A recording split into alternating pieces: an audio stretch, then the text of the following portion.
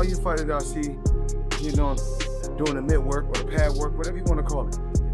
I see y'all doing all this, doing all this, doing all this. Gervonta Davis grows enraged after spotting Jake Paul working with Floyd Mayweather. In preparation for their clash, Floyd insists that boxing is built on conditioning, control, and proving who can strike with the most force. He makes it clear that genuine boxing is more than flashy movement, stressing the grind in training and seeing who withstands punishment. These remarks cause friction as Davis feels ignored. Meanwhile, Floyd applauds Jake Paul's drive in the gym and his willingness to take on challenges in the ring. I just like to push myself to be the best at whatever I do. It can be basketball, football. My dad introduced me to boxing in 1977, and I just took it to the next level. I love boxing, I love competing, and I love being the best. What's good with the fight camp so people can compete with one another, push each other, and it's fun. People want to see who hit the hardest, who's the fastest, who could throw the most punches. So it's a great product. It's about just competing and working hard, getting in shape, and enjoying yourself while you're doing it. Paulie Malignaggi's take on Gervonta Tank Davis comes from long memory. He points out that no matter the disputes or present tension between Tank and Mayweather, nobody can deny Floyd's mark on the young fighter's growth. As Malignaggi notes, Floyd was critical in polishing Tank's craft, installing discipline, and providing the base that puts great fighters above the average. Even if Tank brushes off Floyd's role or talks about their split, the truth is that years with Mayweather helped shape the boxer fans see today. Was a flashy guy, and I actually liked that win for Gervonta. Ryan Garcia, a lot of fluff again because he's a YouTuber who's never accomplished anything else besides being a YouTuber. Though there is talent there, it's unfulfilled and untapped talent, and the loss to Rolly Romero tells you that. So what has Gervonta Davis created, aside from being a manufactured creation that got a big push from Floyd Mayweather? Let's be honest here. Big push from Floyd Mayweather. And then after that, let's match him very carefully. Because what do? We wanted to do the same thing with Adrian Broner, who had the balls to fight everybody. Say what you will about Adrian Broner, had the balls to fight everybody. Didn't duck a single fight. And they said, you know what? We wanted to do this with Adrian Broner. We wanted to just manufacture a star before he was made into a star. And we kind of messed up by matching him too tough. So the pendulum swung in the complete opposite direction here. It's not like you balanced it out. You went in the complete opposite direction and made this guy fight absolutely nobody constantly. And let me tell you something about the Lamont Roach fight. He's a 16-1 underdog going into the fight because they knew they didn't want to fight anybody who was a risk. There's a reason he's ducking the Lamont Roach rematch now. Because now you realize, wow, this guy is a threat. Jeff Mayweather's view cuts to the central issue in talk of Davis against Jake Paul, sheer size. Jeff explains Jake Paul is naturally far larger, with both weight and body frame in his favor. Weight divisions exist in boxing for a clear reason, and Jeff highlights that this idea ignores that long-standing rule. Davis has thrived at lighter classes, using quickness, timing, and power within his range. Jake, on the other hand, competes at cruiserweight, where fighters are built differently. Jeff believes placing them together risks fairness and competitiveness alike. It's kind of weird, because Jake Paul is extremely bigger than Tank. And I mean, but with it being exhibition, it makes sense.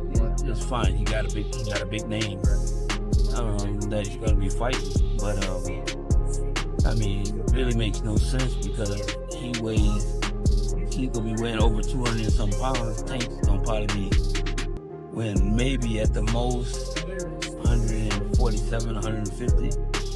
So I don't even understand why the fight is happening. Promoter Eddie Hearn gave a similar message, but went further. He argued that boxing as a sport must stay apart from entertainment shows, and a Davis versus Paul fight dangerously mixes the two. Hearn stressed that this bout is not real competition, but a business venture powered by fame and social buzz. He underlined the massive size difference as proof the fight is spectacle more than skill, while admitting that financially the clash would attract global attention and major revenue. He worries about the sporting merit. Still, Hearn conceded that for a promoter, such an event ensures headlines and a major next year, and they always said that there was a chance that Jake would fight in November. I think, wasn't I the one that broke Jake Paul against Gervonta Davis 6 months ago or something? I knew that they'd agree that deal. I didn't know they were about to announce it then, but I did know that they'd agreed that deal previously. So I don't like it, if I'm honest. I mean, I think we need to really differentiate between boxing and an entertainment concept, and that's what that is. freak show, it's entertainment, it's a lightweight fighting a cruiserweight, you know, with, I don't know, is it bigger gloves and certain minutes per round, I don't know what it is, but, you know, I understand the market and I understand this freak show shock kind of the world mentality of people potentially tuning in. Is that a step too far? Maybe. I mean, I hated Jake Paul against Mike Tyson, but it did massive numbers. I hate Jake Paul against Gervonta Davis. It'll probably do massive numbers. So that's when you really have to differentiate yourself between, just because you don't like it doesn't mean it isn't going to do good business. However you want to be involved with it is another kettle of fish. I don't want to be involved with it, but I do respect the fact that it's going to do big numbers. It's just not boxing. And I don't think we should promote it as boxing. In the meantime, then, Eddie, where does that leave you with Anthony Joshua? Are you exploring other options for the end of this year, or are you still looking at that fight for the... Yeah, no, we're not interested in the Jake Paul fight right now. After that, I mean, like, you know, we're not going to wait around till November. Is it November or December, whenever it is, and see how he gets on. I mean, if he gets chinned by Gervonta Davis, we can't exactly make the anti. Ex-UFC champion Michael Bisping brought in another angle, looking at how exhibitions often turn on money instead of skill.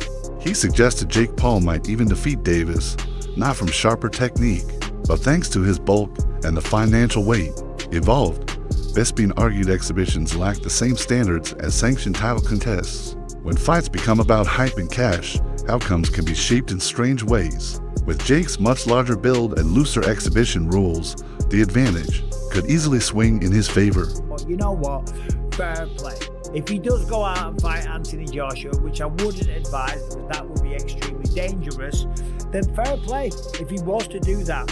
And all the critics and people like myself would have to shut the hell up, because I always said he's looking for fights that were manufactured, looking for fights that were predetermined. And by that I don't mean fake fights, I don't mean fixed fights, I mean fights where the odds are so stacked in his favor that of course he's going to win.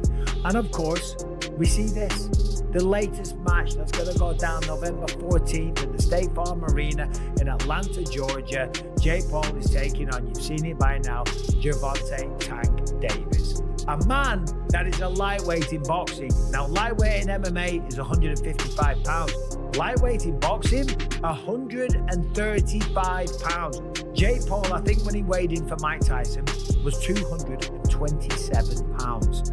Official weight, 227.2 pounds. That is, if I'm not mistaken, a 92-pound weight difference. Almost a 100-pound weight difference. It's insane. Let's say he comes in at 200 pounds. It's still a 65-pound weight advantage, which is absolutely ridiculous. How can you be out there claiming to want to fight the best people on the planet and then going out there and taking on a guy that is maybe 92 pounds heavier, that is at least 65 pounds heavier than you? That is called one thing. That's called being a bully. It was bad enough when he fought Mike Tyson, a man that was 58 years old, and he was walking around like, I just beat the baddest man on the planet. I just destroyed Mike Tyson and went out there and I beat him, and him and his brother are all celebrating and shit like that. It's like, dude, what are you doing? The Weight Concepts host portrayed Jake Paul as a strategist, saying he knows how to provoke rivals and create profitable chances. In his view, Jake lured Davis into this match by flashing wealth, stirring hype, and making the payday too large to refuse. In that sense, Davis is not pursuing legacy, but reacting to the financial prize. The host underlined Jake's true gift lies outside the ropes in promotion, branding, and mental tactics. By flaunting success, Jake forced Davis into a fight that makes more sense for wallets than competition. Also, and again, Jake's only been boxing for 5, 6, 7 years now. It isn't necessarily far-fetched to try to have his own advantages when trying to fight other boxers that have been far more experienced than him. But this one's a little too much, right? This one is crazy because of the massive weight difference. It doesn't make a ton of sense. But again, as far as a sport fight is concerned, I want to make sure I make that clear. Again, it's not me hating on it, because I do think that both guys have been very upfront with what they're doing in this fight and what their goals are with these kind of events. But the narrative Jake's trying to create as if this is like proving anything for him fighting a real fighter when Gervonta is so much smaller it'll prove something in the fact that Jake is willing to put on great events, but it won't prove anything to the people that are asking him to fight a real fighter. I will say though, if Jake goes out and flatlines Gervonta, the casual audience that will say Gervonta smokes Jake completely and utterly, like it wouldn't even be close, that will change their minds a little bit. Not the people that know boxing, but the people that are going to watch this, the casual viewer that know the name Gervonta Davis and know the name Jake Paul. If he is to compete with Gervonta at all or look good in that fight, people will in some way accept that. Or they'll do the other thing where they just say the fight's rigged, which has never been the case, but you get what I'm saying. What Jake is doing is trying to convince a casual audience that he belongs in the ring with bigger names. If he's able to hurt Gervonta at all, that might actually do it. The undefeated lightweight champion of the world with a record of 30-0, 28 knockouts. And this one is over. The brick He's been hand. boxing since he was 5 years old and turned pro when he was 18. Gervonta Davis at 22 becomes the youngest champion in boxing.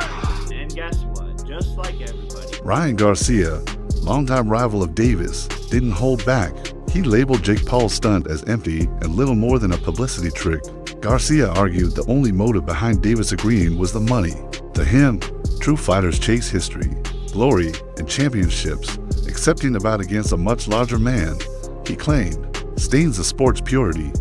Rather than proving greatness, Davis went after cash. Garcia's words also reflected rivalry, since he has traded barbs with Tank for years. Even so, his point echoed a popular critique that the matchup looks more like a money grab than a test of skill. News that last week shook up the boxing game, Jake Paul versus Tank, right? Oh, yeah. Like everyone's talking about it. It's a whole thing. A lot of people liked it, didn't like it. Yeah. How did you feel when you first saw that it was a thing? It pissed me the fuck off, bro. Yeah, why? It's just disappointing on mainly Jake's end. You know, we're not falling for the Disney Channel bit no more. We're not falling for you're not a fighter no more. We're not falling for that. You know, you're ranked as a cruiserweight and you're out here trying to fight a lightweight. And then on top of it, you were just talking about fighting Anthony Joshua. That doesn't make no sense. And, you know, I just felt like it was a disgrace to boxing and kind of it was not a good move by Jake Paul. You know, I understand people saying, you know, Gervonta got to go get his money, you know, blah, blah, blah.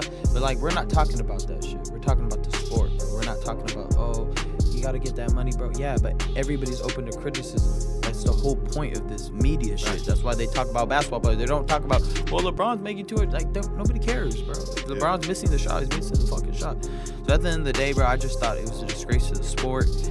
Because on one end, you know, you got the casuals, right? The casuals don't see the weight difference. They see Jake Paul and Gervonta Davis. Yeah. And if Gervonta Davis doesn't fuck up Jake Paul, they're going to think Jake Paul is some pound-for-pound champion type of fighter. Yeah. And to me, that's just, it's tricking the public, and it's kind of bullshit, bro, at the end of the day. Because at the end of the day, if Gervonta was Jake Paul's size, we wouldn't even be having this conversation. There probably wouldn't even be a fight. Yeah, you know what I mean? So I just think that it's a disgrace to boxing. Former champion Sean Porter stressed a theme that shadows Jake Paul's career.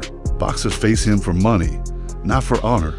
Porter explained Jake can attract serious opponents only because of the checks involved. Yet even as Jake builds his list of names, he has not earned true respect in boxing circles. For Porter, real love comes from legacy, titles, and meaningful wins. Fighters see Jake as a business ticket, not a rival worthy of admiration.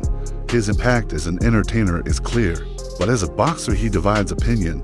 To Porter, this fight is another dollar-driven spectacle, not one based on respect. I like when it's all said and done and when you guys go off, they go into the next man. So if y'all can make a big payday, go get that payday. The sport of boxing don't love you. That's the problem with this sport. It's like, what Jake Paul did, man, it's crazy, but people getting paid off of it. Yeah. So if he can call any one of y'all out and y'all can get that payday, I say go get it, baby. I'm not mad at it. For me, and I'm not mad at this move at all for Tank Davis, but I think when it comes to boxing fans, there's an essence that comes with this sport, and it's an essence that hasn't been lost, unlike other sports. For an example, with football, we come from the hitting days. Yeah. Can't hit nowadays. You know what I mean? So boxing hasn't lost its essence. You know, they're trying to make it safer and all those sorts of things, but there's still this pureness to boxing that really doesn't exist in sports anymore, but it's still there with boxing. I think that's why people have such a problem with this kind of move from Tank Davis. Is it more the heart? How do you guys feel, man, boxers? Man, like once you hear the numbers, I'm like, they're talking, like, I don't know the official ones, they're talking about like 100 mil. Oh, damn. They're talking about these insane numbers. Like, I'm gonna be like, don't take that. I'm not gonna tell another man not to take that type of check, especially for something like that. It's not on your official record. It's an exhibition. I'm not gonna lie here and act like I'm not gonna say yes to 100 million. Veteran trainer Teddy Atlas turned the focus to technical concerns. He recognized Tank Davis as the far sharper boxer, with deeper experience and championship pedigree when measured against Jake Paul. As short record, Davis's adaptability and resume outclassed Jake's by far, yet Atlas pointed out the weight issue can't be dismissed. Skill narrows gaps, but extreme size differences create dangers even for top fighters. A naturally larger man can soak up more punishment and deliver harder blows, making this fight risky. Atlas respects Davis's abilities, but warns that the size gap adds a serious layer of unpredictability. Right? Who's not a professional fighter? What happened? What happened? That's what would sell it. I know the size difference is what creates the problem. The optics, the look, the reality. I mean, you got one guy who's fights at 135 pounds, and you got another guy who fights at 200. I mean, just that alone, yeah. But you also, and I'm not saying I want this or I like this when I heard it. No, I didn't like it, to be honest, for the optics and everything else I just said. But you do have one guy who, yeah, he's smaller, but he's a top fighter, he can punch. And he's fighting a guy who's not a top pro fighter, who's bigger. What if he hits him on the chin? What if he hits him on the chin? It'll wind up selling. And that's what'll wind up selling it. The what if. What if Tank makes him do a cha-cha? He hits him on the chin, and Jake Paul, we're gonna find out if he can dance. Whoa, whoa, whoa, whoa. You know, do the cha-cha. That's what's gonna sell it. And you can't argue that what if. You can't. I know I get to places that other people go and everything else that just dismiss stuff because it's easier to do that, it's safer to do that. You don't have the bows and arrows coming at you from people that argue with you because you did that, but I don't care.